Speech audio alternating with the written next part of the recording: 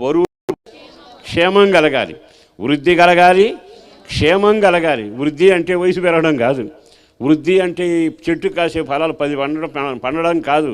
నీ జీవితమే వృద్ధి పొందాలి. నీతిలోను, పవిత్రతలోను, ప్రార్థనలోను, పరిశుద్ధతలో నీ వర్ధిల్లుదువుగాక, వృద్ధి పొందుదువుగాక. రెండవది, ఇంతకాలం మరణం, వేదన, కలవరం, వేదన ఇవన్నీ ఆవరించాయి. ఆ ఐగుప్తు దేశంలో బరువులు పోసిన జీవితంలో నీవున్నావు. ఇక మీదట కృపాక్షేమాలు మీ వెంట వచ్చునగాక, కృపాక్షేమాలు మీ వెంట వచ్చునగాక. ఈరోజు ఈ క్రిస్మస్ సందేశాన్ని వింటున్న దేవుని బిడ్డలారా, ఒక్క క్షణం కృపాక్షేమాలు మన వెంట వస్తున్నాయా? నిజంగా మనం జీవితంలో ఆనంద సంతోషాలతో నింపబడి వృద్ధి పొందుతున్నామా? మనం వెలిగించబడ్డామా? కాడి విరవబడిందా? మన దురవస్థ తొలగిపోయిందా? దేవుని బిడ్డలుగా మారిపోయామా?